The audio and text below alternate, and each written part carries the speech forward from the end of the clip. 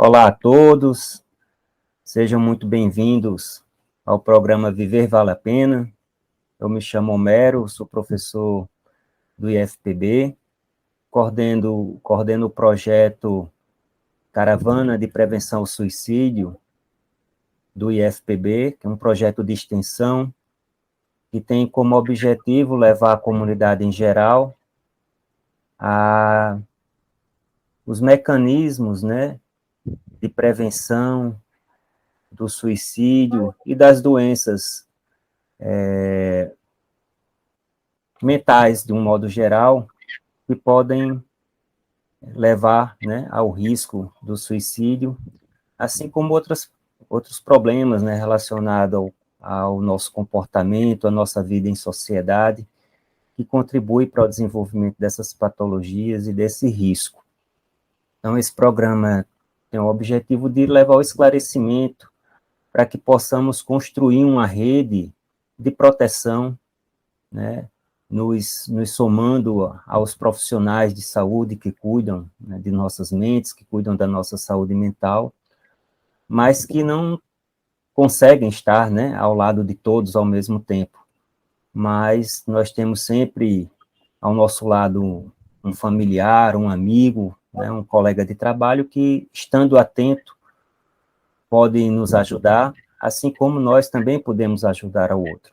É importante o conhecimento para que a gente identifique as pessoas que estão passando por essa dificuldade e possamos ajudá-la a chegar, né, a um atendimento profissional que a ajude, né, a superar suas dificuldades.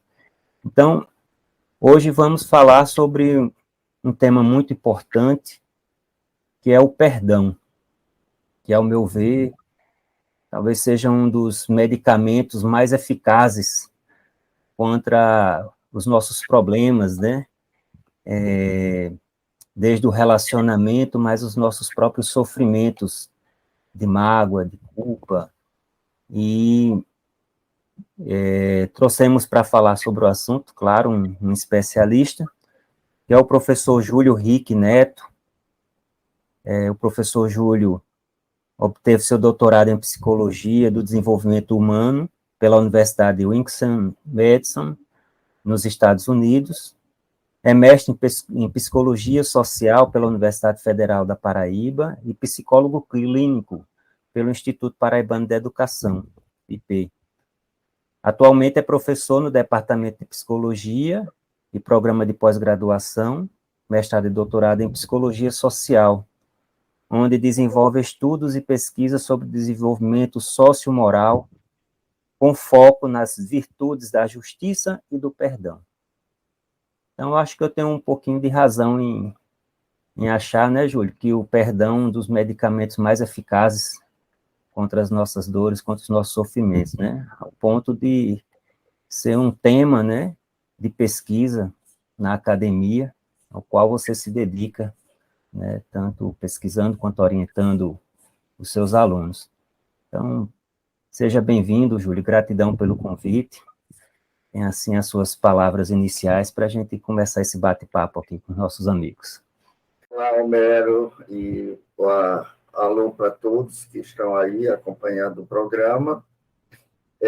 Eu é que digo gratidão pelo convite. Eu acho que você colocou muito bem que a informação sobre possibilidades que existem para apoio tanto a nós mesmos como aos outros, em busca de uma melhor vida, de um melhor bem-estar e de mais solidariedade e empatia nessa sociedade que vivemos, são muito importantes. Então, parabenizo a você, ao grupo que atua com você no IFPB, nesse projeto de extensão, e sou grato pelo convite de estar aqui falando um pouco da minha experiência de estudos sobre justiça e perdão, mas o foco mais na virtude do perdão, que será a nossa conversa de hoje, que é uma virtude com a qual eu já venho trabalhando desde os anos 90. E aprendo a cada novo estudo, a cada ano de experiência, trabalhando na busca do conhecimento sobre o que seja o perdão, eu também aprendo e me convenço cada vez mais da necessidade dessa virtude para a melhoria da coletividade, da sociedade como um todo, né? Não somente o foco em nós, individualmente, mas do grupo, do coletivo. Eu acho, sim, o perdão é uma ferramenta que é adequada à melhoria da vida social. E quanto mais pessoas serem cientes, não que elas não sejam, mas quanto mais sejamos informados sobre como a psicologia pode contribuir com esse processo, uma vez que outras correntes, outras ciências e religiões falam de perdão também, né? Mas quanto mais souberem do como a psicologia pode contribuir, melhor. Então, agradeço a oportunidade. Vamos lá, então, começar a perguntar, né? O que é o perdão, então, para a psicologia, que é a sua área de atuação?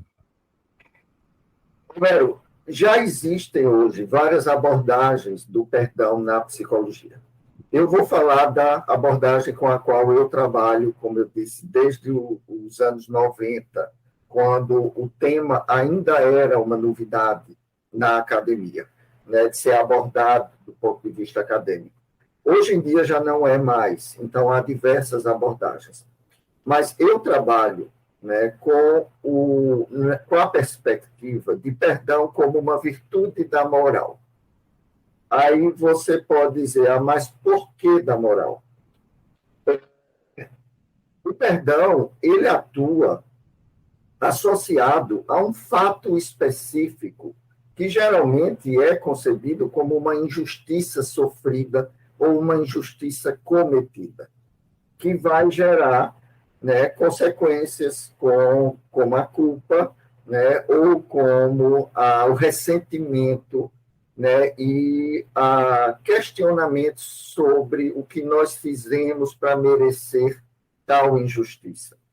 Então, essa virtude ela é moral porque ela atua em cima desse fato, né? E esse fato envolve pessoas, tá? E a moral, como é um domínio da mente que atua sobre os fatos da realidade de uma maneira geral, né? E é também um domínio da mente que já sabemos que se desenvolve com a idade, né? Já temos hoje ciência do desenvolvimento dessa moral por idade.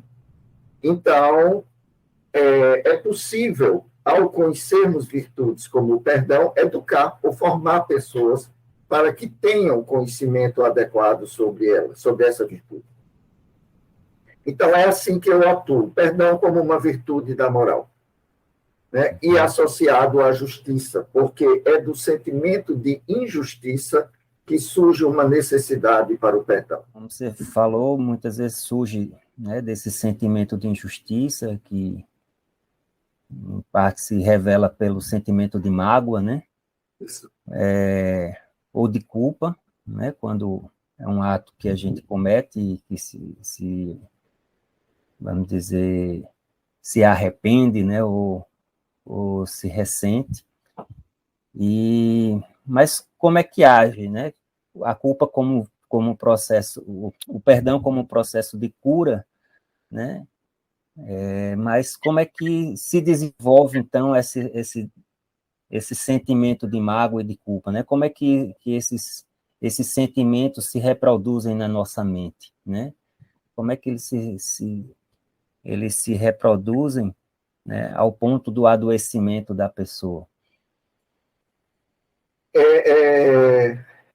Eu acho importante a questão, Homero, porque esses sentimentos, como mágoa, ressentimento, culpa, eles são sinais ou indicadores de que nós fomos atingidos por algo ou atingimos outras pessoas pelos nossos comportamentos de uma forma que, pelo menos na compreensão daquela pessoa que sente a culpa ou o ressentimento, né, de uma forma que fomos injustiçados.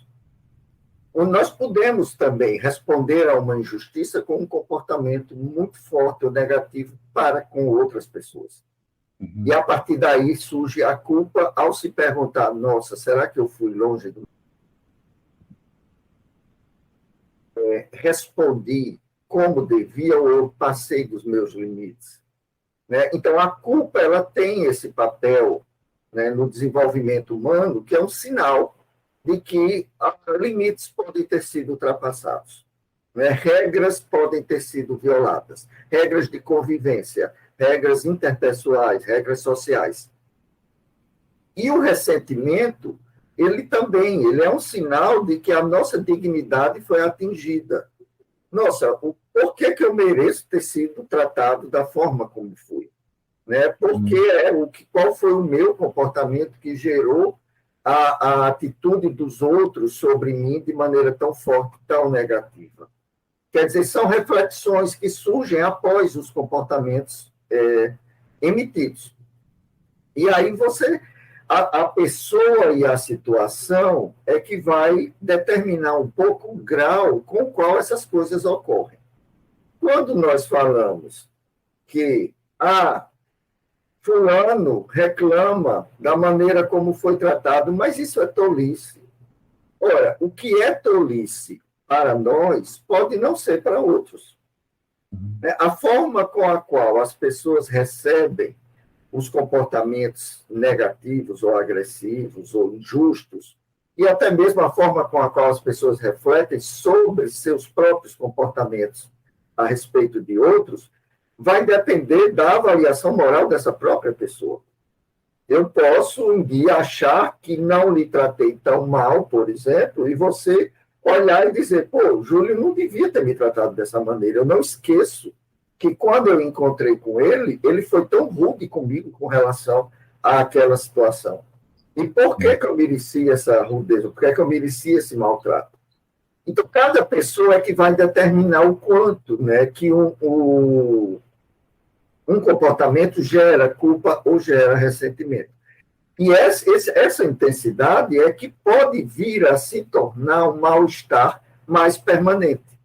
E a pessoa entrar num ciclo de pensamento negativo, no ciclo de autodeterioração da autoestima, de dizer, se fulano fez isso comigo, outro também já fez no passado, então tem algo em mim que não se adequa a essas situações.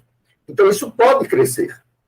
Tá? Não sendo atendido a culpa, o ressentimento, a raiva, né? Principalmente surge primeiro uma raiva muito grande de nós mesmos, do outro ou da vida de uma maneira geral. Então, se essa raiva não for atendida, ela é cumulativa dentro do nosso organismo, dentro da nossa psique. Então, ela só tende a somar com outras raivas, com outras situações. E aí o processo vai se estabelecendo, né, de deterioração mental, de adoecimento, vamos dizer assim. Né? Então, eu diria o seguinte, que no tocante ao perdão, quando nós encontramos situações nas quais ele se aplica, que eu não defendo um perdão universal, você deve perdoar tudo e a todos, a todo e qualquer instante e momento. Não é isso que eu estou falando. Eu estou falando de uma situação na qual essa raiva está sendo nutrida, na qual essa raiva, o ressentimento ou a culpa está sendo mantida e você não está conseguindo se desvencilhar dela. Tá?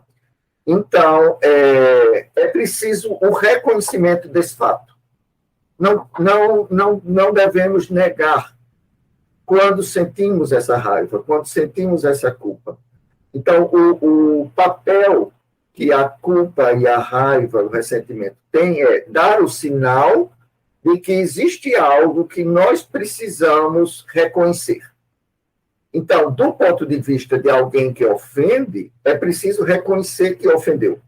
E sente a culpa e eu reconheço a culpa. No caso das vítimas, é preciso o reconhecimento de que foi ofendido.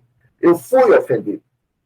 E preciso aceitar isso. Então, reconhecimento e aceitação é a primeira eu diria, é o primeiro momento no qual nós precisamos olhar para nós mesmos, a situação que ocorreu, e a partir daí lidarmos com esses sentimentos negativos.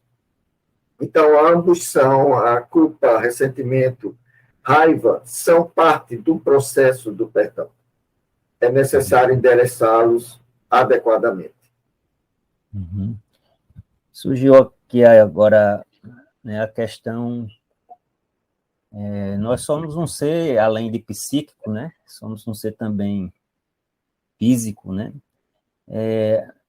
há uma suscetibilidade orgânica ao desenvolvimento dessas, né, de uma doença a partir da mágoa, a partir né, da culpa, ou seja, pessoas que têm uma predisposição, alguma predisposição orgânica, têm mais dificuldade em lidar com esses sentimentos de culpa, né, e de mágoa, ou não tem nenhuma correlação, né, assim, porque além de sentir na mente, né, ou na alma, como queiram, né, mas também sentir fisicamente as reações desse sentimento, né?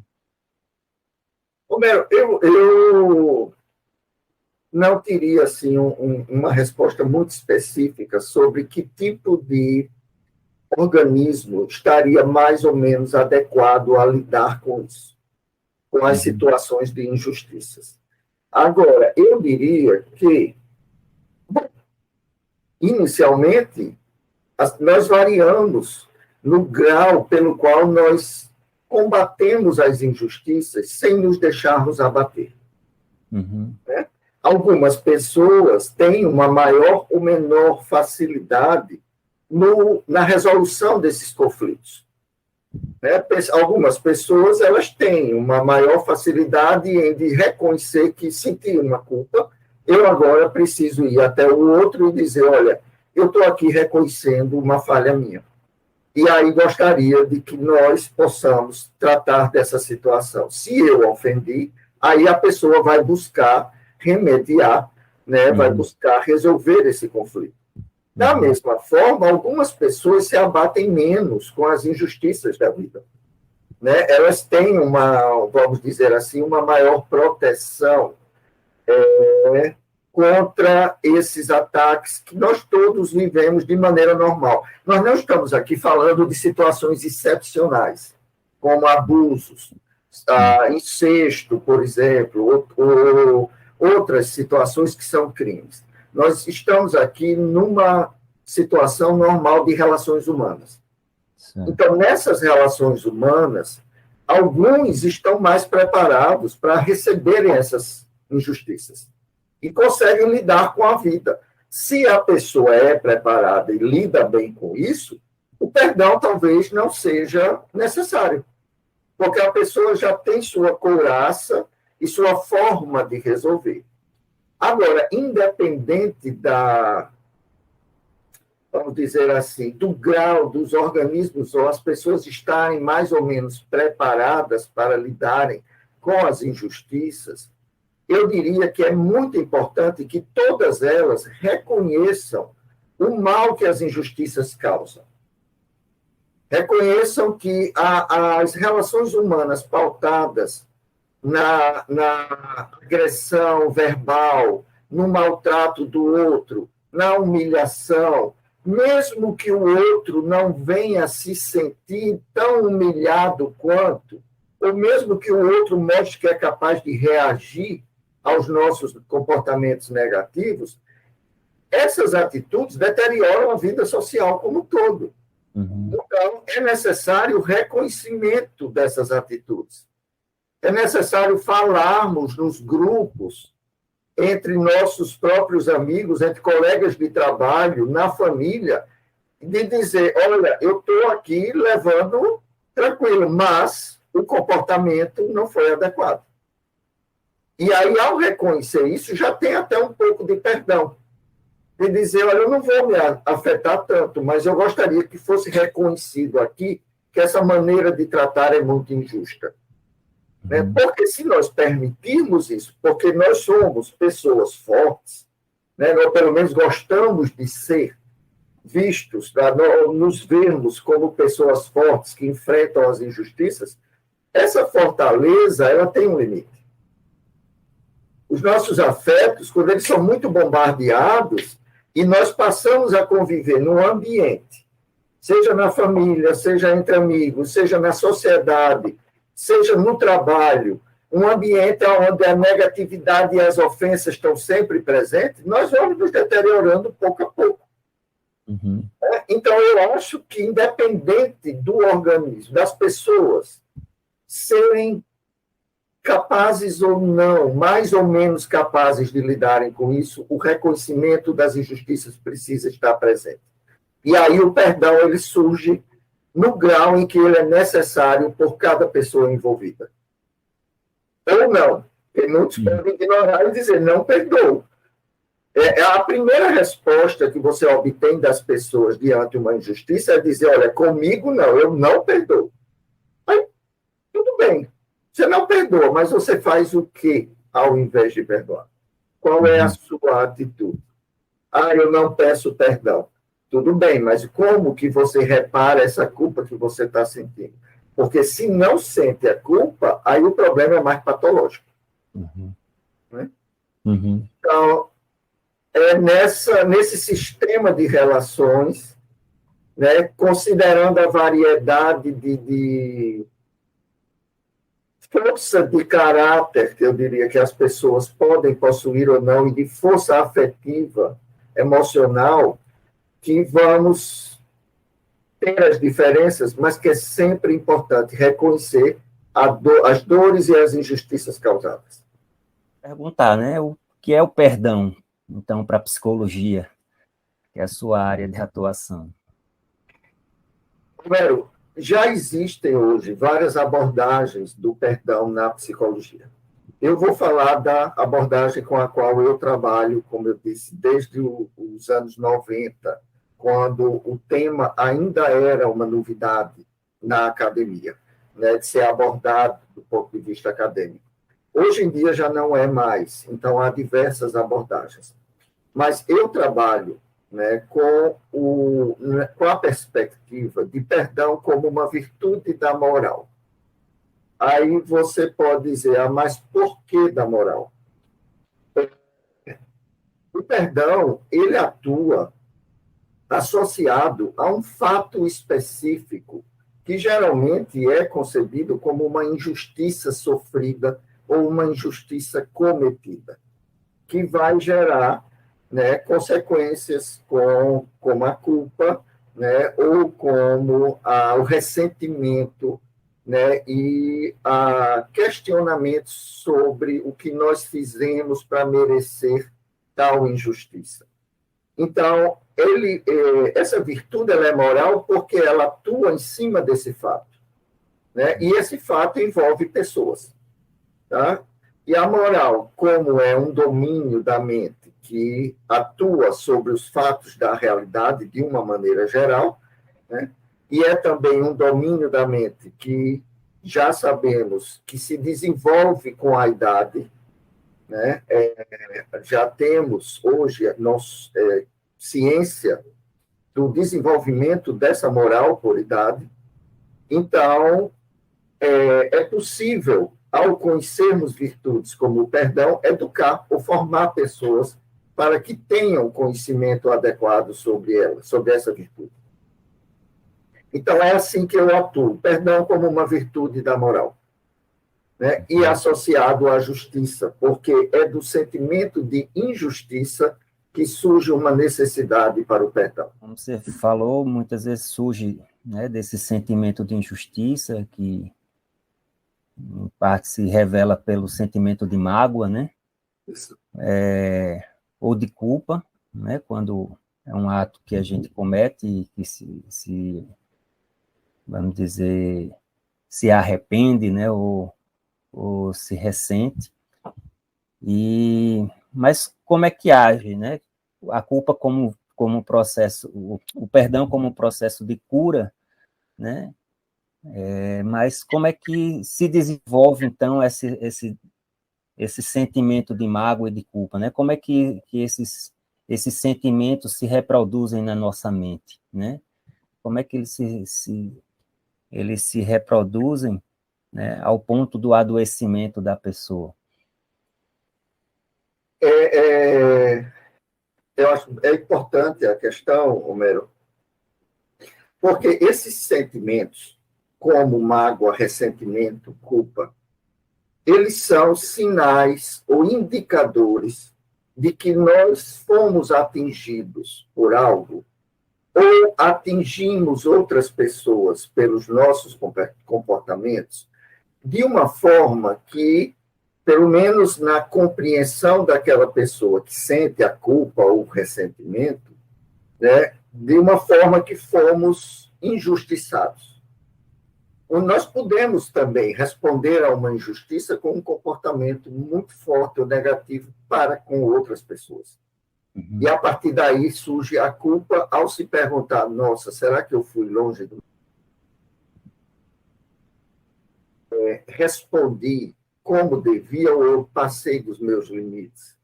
Né? Então, a culpa ela tem esse papel, né, no desenvolvimento humano, que é um sinal de que limites podem ter sido ultrapassados, né? Regras podem ter sido violadas, regras de convivência, regras interpessoais, regras sociais. E o ressentimento, ele é um sinal de que a nossa dignidade foi atingida. Nossa, por que eu mereço ter sido tratado da forma como fui? Né? Qual foi o meu comportamento que gerou a atitude dos outros sobre mim de maneira tão forte, tão negativa? Quer dizer, são reflexões que surgem após os comportamentos emitidos. E aí a pessoa e a situação é que vai determinar um pouco o grau com o qual essas coisas ocorrem. Quando nós falamos que fulano reclama da maneira como foi tratado, mas isso é tolice. Ora, o que é tolice para nós pode não ser para outros. A forma com a qual as pessoas recebem os comportamentos negativos ou agressivos ou injustos, e até mesmo a forma com a qual as pessoas refletem sobre seus próprios comportamentos a respeito de outros, vai depender da avaliação moral dessa própria pessoa. Eu posso um dia achar que não lhe tratei tão mal, por exemplo, e você olhar e dizer, pô, Júlio não devia ter me tratado dessa maneira. Eu não esqueço que quando eu encontrei com ele, ele foi tão rude comigo com relação àquela situação. E por que eu mereci essa rudeza? Por que eu mereci esse maltrato? Então, cada pessoa é que vai determinar o quanto, né, que um comportamento gera culpa ou gera ressentimento. E essa intensidade é que pode vir a se tornar um mal-estar mais permanente. E a pessoa entrar num ciclo de pensamento negativo, no ciclo de autodeterioração da autoestima, de dizer, pô, se fulano fez isso comigo, outro também já fez no passado, então tem algo em mim que não se adequa a essas situações. Então, isso pode crescer. Tá? Não sendo atendido a culpa, o ressentimento, a raiva, né? Principalmente surge primeiro uma raiva muito grande de nós mesmos, do outro ou da vida de uma maneira geral. Então, se essa raiva não for atendida, ela é cumulativa dentro do nosso organismo, dentro da nossa psique.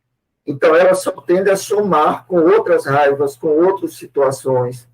E aí o processo vai se estabelecendo, né, de deterioração mental, de adoecimento, vamos dizer assim. Né? Então, eu diria o seguinte, que no tocante ao perdão, quando nós encontramos situações nas quais ele se aplica, que eu não defendo um perdão universal, você deve perdoar tudo e a todos, a todo e qualquer instante e momento. Não é isso que eu estou falando. Eu estou falando de uma situação na qual essa raiva está sendo nutrida, na qual essa raiva, o ressentimento ou a culpa está sendo mantida e você não está conseguindo se desvencilhar dela. Tá? Então, é preciso o reconhecimento desse fato. Não devemos negar quando sentimos essa raiva, quando sentimos essa culpa. Então, o papel que a culpa e a raiva, o ressentimento tem é dar o sinal de que existe algo que nós precisamos reconhecer. Então, do ponto de vista de alguém que ofende, é preciso reconhecer que ofendeu. E sente a culpa e eu reconheço a culpa. No caso das vítimas, é preciso o reconhecimento de que foi ofendido. Eu fui ofendido. E preciso aceitar isso. Então, reconhecimento e aceitação é a primeira, eu diria, é o primeiro momento no qual nós precisamos olhar para nós mesmos, a situação que ocorreu, e a partir daí lidarmos com esses sentimentos negativos.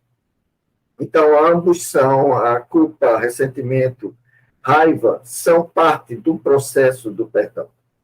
É necessário endereçá-los adequadamente. Uhum. Surgiu aqui agora, né, a questão, nós somos um ser, além de psíquico, né, somos um ser também físico, né, há uma suscetibilidade orgânica ao desenvolvimento dessas, né, de uma doença a partir da mágoa, a partir né, da culpa, ou seja, pessoas que têm uma predisposição, alguma predisposição orgânica, têm mais dificuldade em lidar com esses sentimentos de culpa, né, e de mágoa, ou não tem nenhuma correlação, né, assim, porque além de sentir na mente, né, ou na alma, como queiram, né, mas também sentir fisicamente as reações desse sentimento, né. Homero, eu não teria assim, uma resposta muito específica sobre que tipo de organismo estaria mais ou menos adequado a lidar com isso, com as situações de injustiças. Agora, eu diria que, inicialmente, nós variamos no grau pelo qual nós combatemos as injustiças sem nos deixarmos abater. Uhum. Né? Algumas pessoas têm uma maior ou menor facilidade na resolução desses conflitos. Né? Algumas pessoas elas têm uma maior facilidade em de reconhecer que sentiram uma culpa. Eu agora preciso ir até o outro e dizer, olha, eu estou aqui reconhecendo uma falha minha. E aí gostaria de que nós possamos tratar dessa situação. Se eu ofendi, aí a pessoa vai buscar remediar, né? Vai buscar resolver esse conflito. Da mesma forma, algumas pessoas se abatem menos com as injustiças da vida. Né? Elas têm vamos dizer assim, uma maior proteção contra esses ataques que nós todos vivemos de maneira normal. Nós não estamos aqui falando de situações excepcionais, como abusos, incesto, por exemplo, ou outras situações que são crimes. Nós estamos aqui numa situação normal de relações humanas. Sim. Então, nessas relações humanas, alguns estão mais preparados para receberem essas injustiças e conseguem lidar com a vida.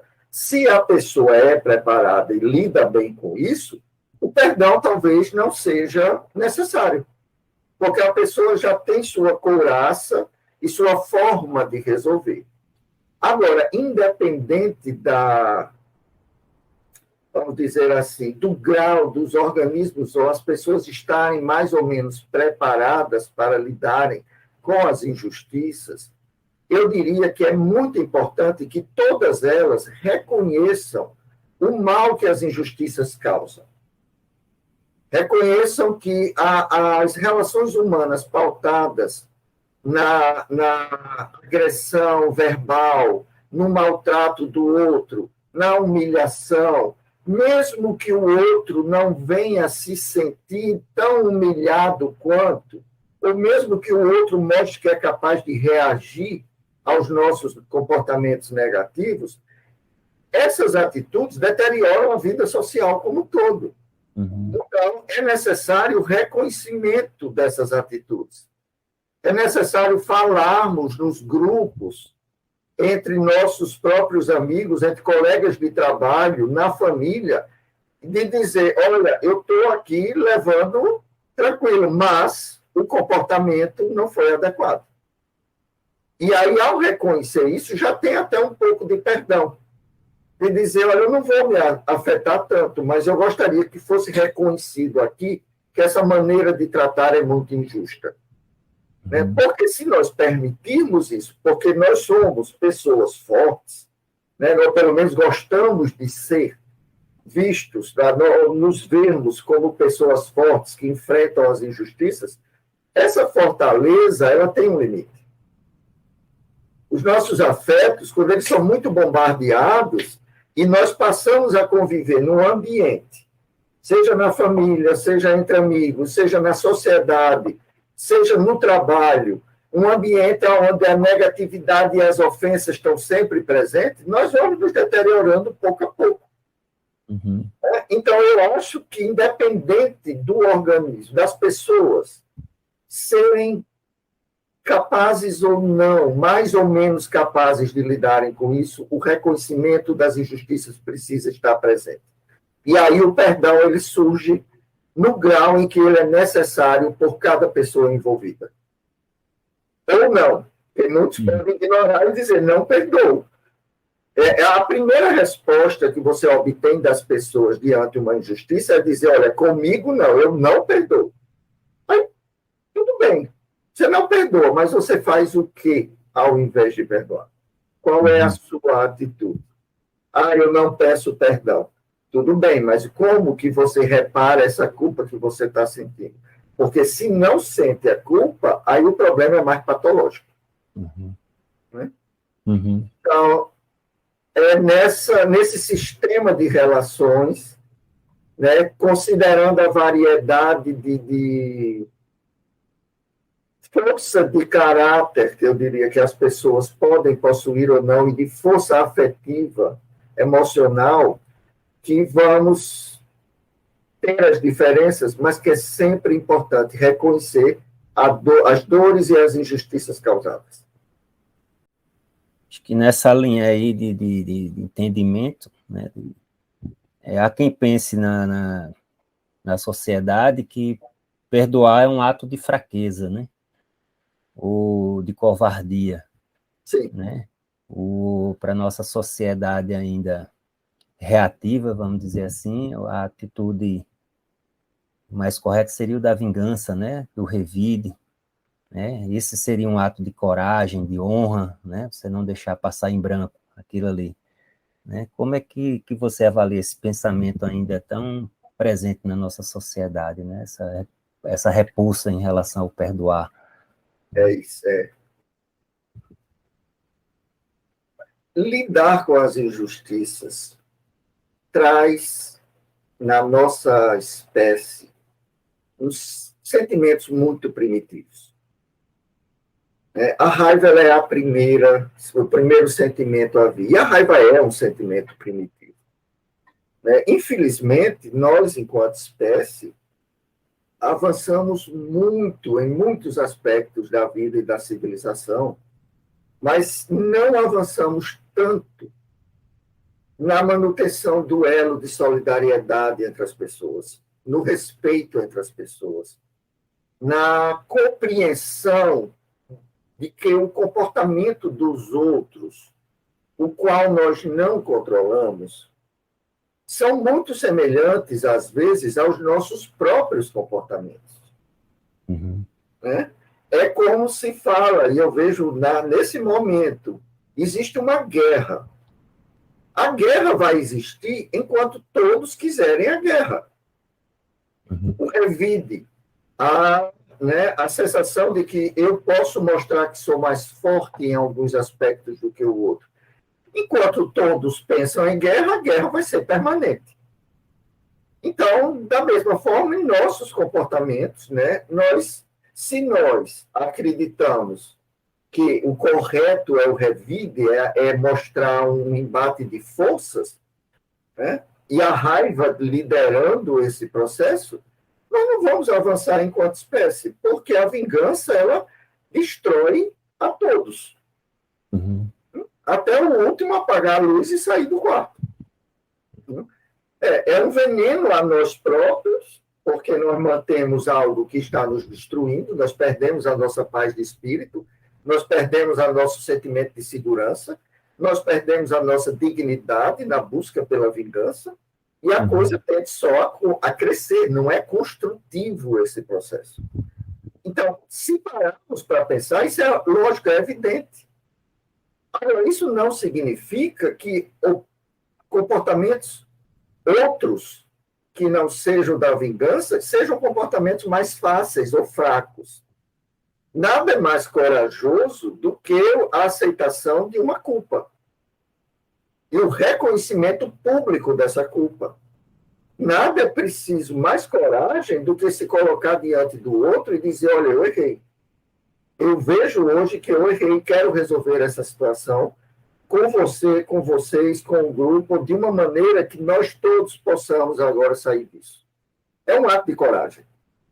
Quem já passou por situações que requereram a admissão de uma culpa sabe o que eu estou falando, sabe o quão difícil isso é. Então, isso não pode ser um ato de fraqueza. Da mesma forma, quem foi vítima, reconhecer que foi vítima, e agora querer crescer com o perdão para que o retorno ao mundo social seja um retorno positivo, não somente para as vítimas, mas para todos de uma maneira geral, é preciso empatia, é preciso solidariedade e é preciso reconhecimento de que o outro existe e vai continuar existindo. E nós vamos precisar nos relacionarmos com ele. Então, o perdão entra como uma ferramenta de ressignificação da vida, de ressignificação dos fatos. Uhum. Já que eu tenho que conviver com o outro, é melhor nós convivermos da melhor maneira possível, porque não vai adiantar eu matar o outro. Aí eu me torno um assassino, eu não tenho como evitar essa... E vou viver com uma culpa para o resto da vida. Então, é melhor sairmos por outros caminhos que não o da vingança. Requer conhecimento, requer coragem, requer aceitação, é um processo. E não é fácil. E como é que a cultura, né, do lugar, a família, influencia, né, na nossa capacidade de perdoar? Como é que isso está na nossa cultura? Isso é uma questão brasileira ou uma questão ainda, como você falou, da nossa espécie, né? Isso é uma dificuldade planetária, vamos dizer assim. É bem colocada a questão, Homero. Eu venho, desde 1990, trabalhando com diversas culturas em pesquisas sobre o grau pelo qual pessoas perdoam injustiças em grupos específicos, como, por exemplo, as injustiças que ocorrem na família, entre amigos, colegas de trabalho. Tá? Uhum. Isso eu tenho culturas como, ultimamente, eu acabei de analisar dados da China, da Arábia Saudita, de Israel, do Brasil, em diversos grupos do Brasil, Estados Unidos, Taiwan, como República da China, mas um grupo específico, Noruega, bom, e muitos outros. Tá? Eu acho que nós temos uns 12 a 15 países. Atualmente, trabalho com um projeto com colegas da Espanha que estão coletando dados em todas as culturas de língua espanhola. São mais... incluindo agora Líbia e um outro país que não é de língua espanhola. Então, o que é que eu posso dizer até o momento dos resultados que eu encontro nesse trabalho? Primeiro, que as injustiças reportadas pelas pessoas em todas as culturas, elas são muito comuns. É muito comum que, olha, eu fui ofendido por agressões verbais na família, entre amigos e colegas de trabalho. Eu fui agredido fisicamente na família, entre amigos e colegas de trabalho. Eu fui traído na minha confiança por familiares, amigos e colegas de trabalho. Então, as injustiças, elas são comuns a todos esses lugares, a todas essas culturas. Aí você vai e diz, Júlio, e aí, tem alguma cultura que perdoe mais ou menos do que outras? Primeiro, eu acho, o que nós procuramos é ver o grau pelo qual pessoas perdoam injustiças específicas. Vamos dizer, as agressões verbais na família, né, geralmente associadas a dinheiro, herança, bens materiais. Agressões físicas também associadas a esses tipos de conflitos. No trabalho, a ascensão funcional, a gratificações, coisas dessa natureza. Você vê coisas bem mundanas, mas que levam a pessoa a um processo de adoecimento e de deterioração das relações sociais que é impressionante, que é o que nós vivemos. Aí você diz, existem variações nessas culturas? Eu diria muito pouca variação. O padrão é comum em todos esses lugares. Veja, nós temos culturas muçulmanas, católicas, culturas mais voltadas, como Noruega, a um ateísmo, a um pragmatismo ou agnosticismo, né? Culturas mais seculares, vamos dizer assim, culturas mais ou menos religiosas ou pautadas por doutrinas religiosas, e a variação, o padrão de variação é mínimo e é o mesmo. Qual é esse padrão? Nós tendemos a perdoar mais os membros de nossas famílias e amigos, nós protegemos mais a nossa solidariedade, a nossa pertença nesse grupo. É aquela velha história, é família, é amigo. Então, eu perdoo com maior grau. Eu não sei se com maior facilidade, mas pelo menos eu perdoo em maior grau do que eu perdoo estranhos e colegas de trabalho. Uhum. O grau de perdão nos ambientes profissionais e de trabalho é muito baixo. Então, o que é que, se você pergunta, e aí, Júlio, o que é que se vê daí, o que é que se interpreta disso aí? Eu diria que, de uma maneira geral, é a espécie que não está conseguindo extrapolar para aqueles grupos de pessoas mais próximas a nós uma maior empatia, uma maior compaixão, uma maior capacidade de perdão. É preciso expandir isso aí. Aí você diz, como fazemos isso? Aí eu retorno e digo, pela própria cultura, pelas normas sociais, pelo estabelecimento de possibilidades possibilidades nas quais as pessoas não sejam excluídas com muita facilidade, mas que sejam garantida a permanência delas no grupo. Né? Quem erra não é excluído, quem erra vai ter que resolver aqui, comigo, dentro do grupo, a situação de injustiça. Vai ser punido? Vai. Com justiça? É preciso. Não dá para escapar de sanções e punições. Agora, você vai ser excluído? Não. Você vai aprender a voltar a conviver conosco, vai aprender a pedir perdão, vai aprender a perdoar e a manter esse elo da condição humana. Porque aí, se você expande isso, você vai ver que, gente, é o reconhecimento de que nós somos iguais, nós somos os mesmos, nos erros e nos acertos. Uhum.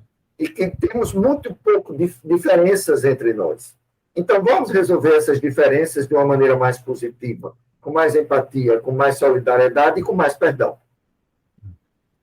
Então, Júlio, até a própria religião não cria uma diferença nessa capacidade de perdão, pelo que você tem observado. Mesmo a religião cristã, né, as religiões cristãs que colocam o perdão como um recurso imprescindível, né, para o crescimento espiritual, você não percebe diferença entre entre esse comportamento, entre as pessoas que têm, né, seguem uma religião, seguem uma doutrina religiosa, e aqueles que não seguem? Se você me pergunta que se culturas mais influenciadas por doutrinas cristãs, por exemplo, perdoariam mais do que culturas seculares, né? Eu diria que essa influência da doutrina na cultura não causa diferenças. O que indica que o perdão ele é parte de eu diria, da condição humana. E aí, nisso, por exemplo, Jesus Cristo é um modelo. Ele reconhece isso. Quando ele diz perdoai-vos uns aos outros, é como se ele dissesse, tem em você essa capacidade. Né? É possível que você faça isso. Então, nesse momento, se você pergunta a mim, chega até mim uma pessoa precisando de apoio e de vencer um processo de culpa ou de ressentimento. E essa pessoa acredita no amor, no perdão, porque ela é uma pessoa religiosa. Eu tenho mais facilidade em trabalhar terapeuticamente ou de maneira que possa apoiá-la no processo de perdão do que eu teria com pessoas muito seculares, pautadas muito por princípios seculares. Eu diria que, de uma maneira geral, sim. Uma pessoa que tem crença religiosa, que tem a fé, ajuda. Até mesmo porque, quando eu vejo pessoas que enfrentaram situações muito violentas e perdoaram, eu pergunto como perdoou, elas dizem que obtiveram um grande apoio na fé e na religião. Uma boa parte delas. Elas dizem, olha, foi preciso muita fé. E é como se a fé permitisse que esse elemento espontâneo, natural da pessoa, né, possa aflorar e ela, de uma maneira ou de outra, consiga trilhar o processo de perdão. Então, pessoas perdoam. E a fé e a religião ajudam um pouco o caminhar desse processo. Consequentemente, psicólogos, terapeutas, educadores conseguem uma maior facilidade nessa orientação. Aqueles que são ferrenhos, seculares, que não acreditam ou não têm fé, ou não acreditam numa espiritualidade, é preciso outro tipo de argumento. É preciso uma abordagem por princípios, pelo reconhecimento da lógica da vingança que não leva a nada. Então, aí a pessoa, o trabalho é mais difícil? Não sei, vai depender do quanto nós, formadores de opinião, formadores de educação, temos a capacidade de argumentar com todos esses grupos. Né? Então, em resumo, eu diria que sim, que uma pessoa que tem fé, que tem crenças religiosas, ou se pauta por crenças religiosas, ela estaria mais facilmente apta a enfrentar o processo de perdoar. Você vê alguma uma distinção significativa ou algum detalhe na percepção desse perdão entre a visão da psicologia e a visão das religiões? Alguma distinção? Eu acho que, academicamente, nós poderíamos trabalhar como visões diferentes. Eu posso, claro que eu posso fazer aqui uma análise, eu não fiz, né, mas eu poderia me dedicar a fazer uma análise do perdão pela religião ou pelas religiões. Tá? É possível isso de ser feito. Mas, enquanto psicólogo do desenvolvimento, né, eu entendo o comportamento humano, e, no caso, o comportamento moral, como um comportamento que leva em si as razões e as emoções e a espiritualidade. Eu não nego a presença ou a ausência da espiritualidade no comportamento humano. Nesse momento, a religião está lá presente. A fé está lá presente. Então, eu não destaco uma abordagem pela espiritualidade, pela religião, uma doutrina religiosa ou pelo comportamento. eu digo, olha, está tudo num comportamento só. Eu não separo ciência e espiritualidade. Né? Isso eu aprendi com aquele Glaser, aquele físico, que tem uma análise fantástica, onde ele mostra os grandes cientistas eram grandes espiritualistas, eram pessoas religiosas. Né? A vontade de conhecer o divino dentro do comportamento humano.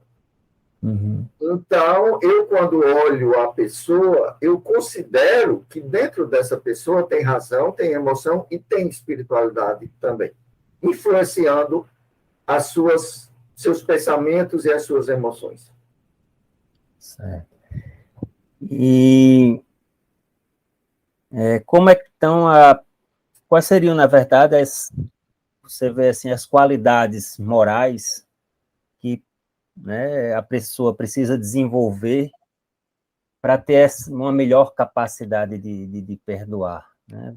Por exemplo, em algumas religiões se fala muito na questão da indulgência, né? Que essa qualidade de se colocar na situação do outro, né? De ver que é uma pessoa que tem suas fragilidades, assim como nós mesmo temos, como você falou várias vezes, e a resignação, né? Essa aceitação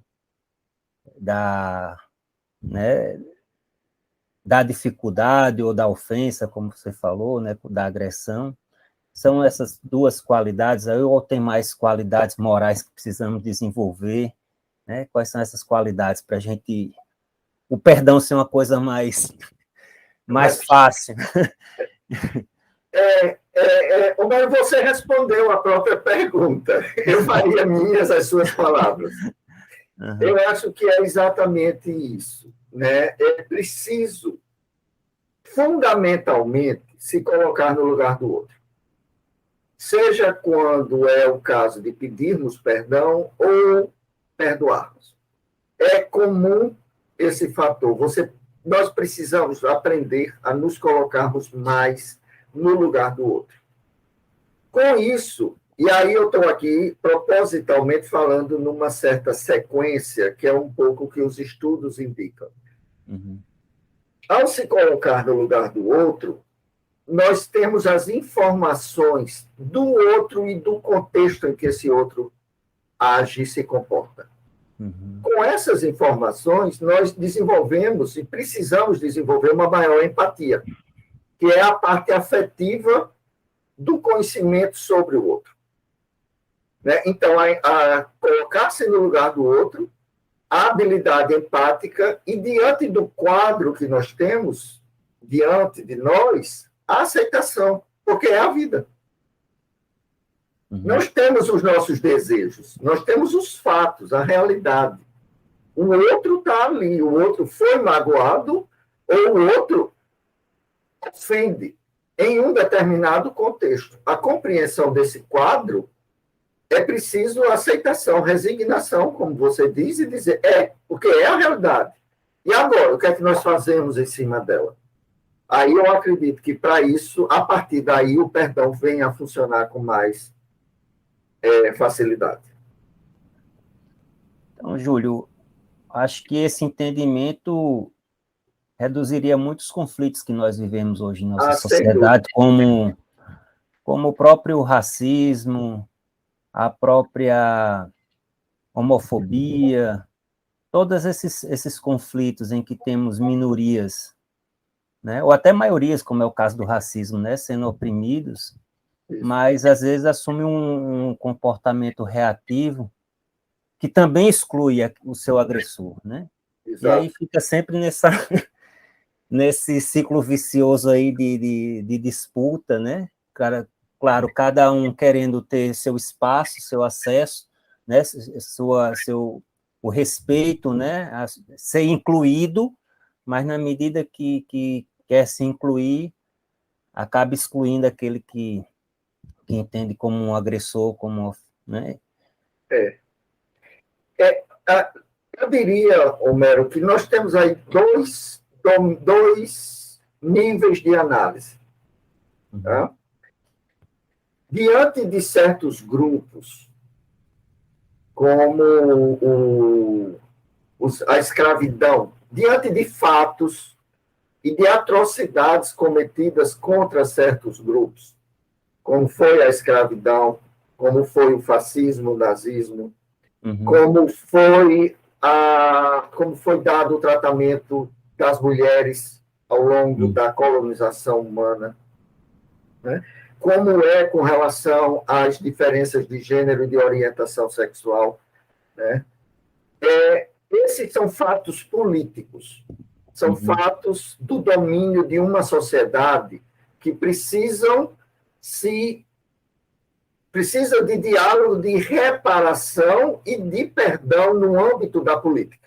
Né? E aí é preciso que isso seja dialogado, discutido com muita seriedade.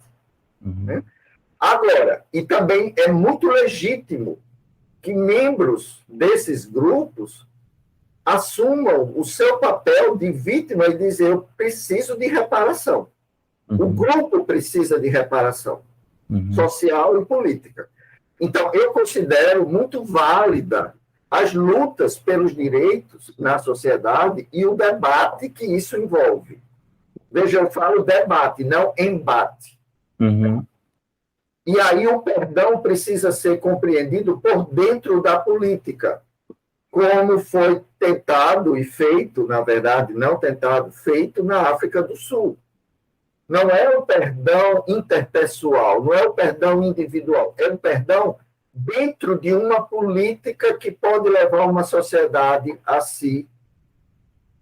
encontrar uma nova harmonia social, né? E solidariedade. Agora, o outro nível é o nível pessoal. É você dizer: Júlio, então os negros não devem perdoar, os negros não perdoam? Eu diria: perdoam. Individualmente, pessoalmente, essa pessoa ela pode vir a perdoar. Os judeus perdoam individualmente, pessoalmente, mas eles não podem aceitar. Enquanto que eles se aceitam quanto vítima, não indicam, não legitimam o fato de se aceitarem como vítimas de uma ação social, de um ato político. O ato político é um outro nível de embate.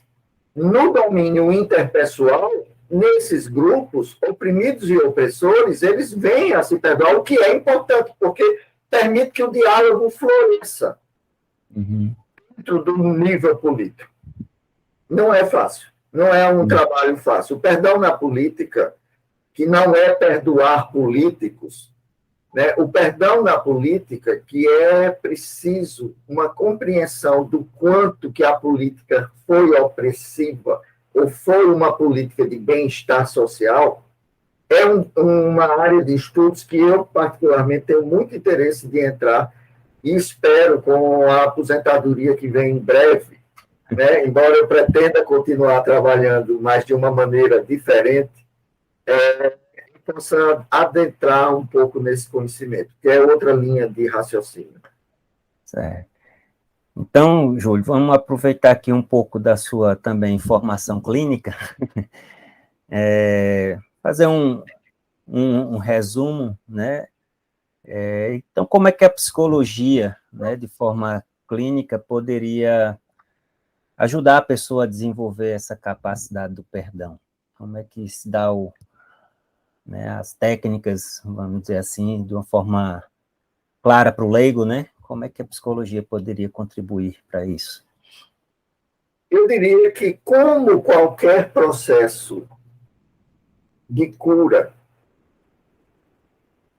como às vezes você tem um mal-estar físico e você aprendeu com a família a fazer ali um xarope, um remédio caseiro, ou vai na própria farmácia, se automedica, porque tem um pouco de experiência e consegue resolver, né?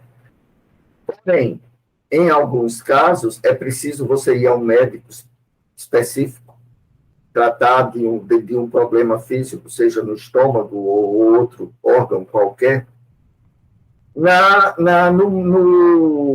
No nosso domínio mental, no nosso bem-estar mental e físico, porque eu não separo os dois, né?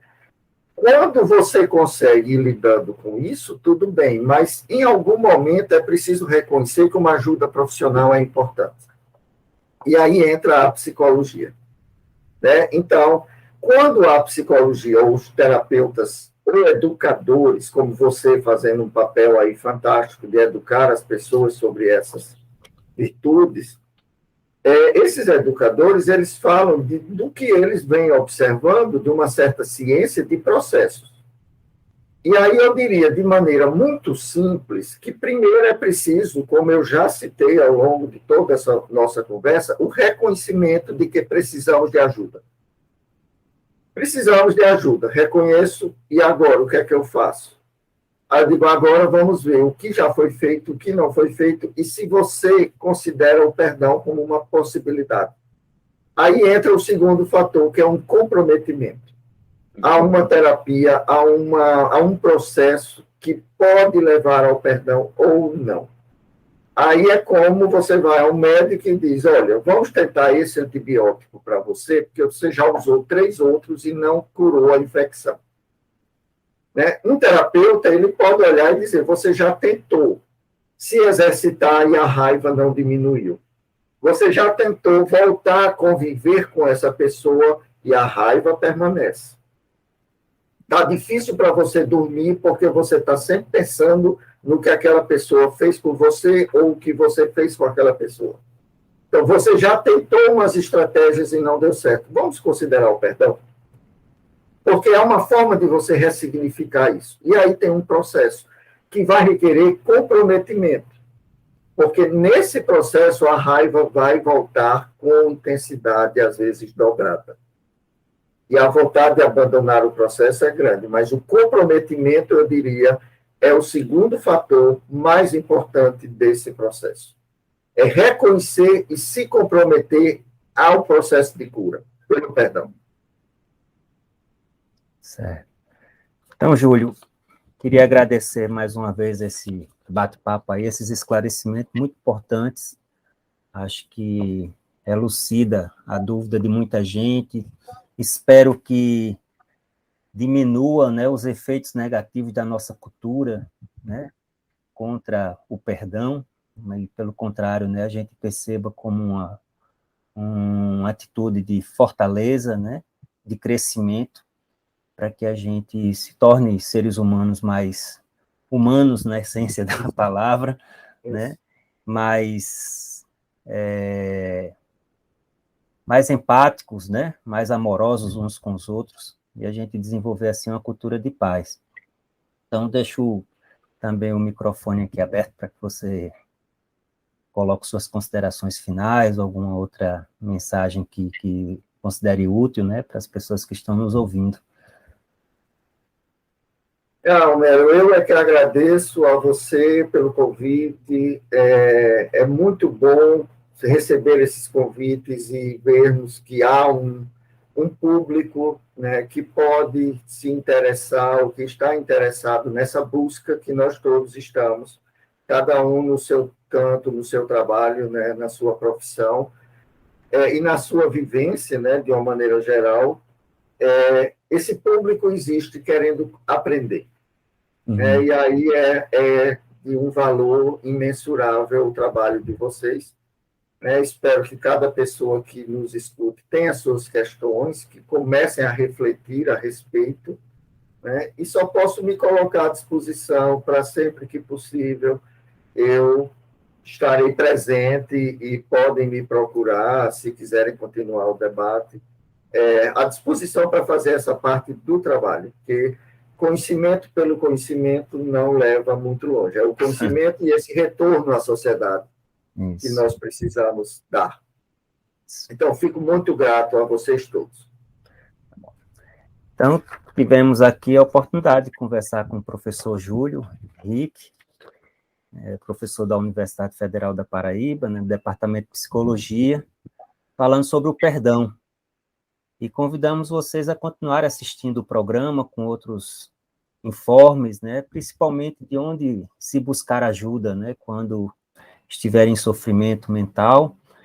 É muito importante que a gente compartilhe esse conhecimento com os nossos amigos, vizinhos, né, familiares, para que todos tenham a oportunidade de enxergar um outro ponto de vista, né, de ter uma outra oportunidade de superação das suas dificuldades. Então, mais uma vez, obrigado, Júlio, e até a próxima, com outro tema aqui importante para todos nós. Um forte abraço. Um abraço, muito obrigado a todos e a todas.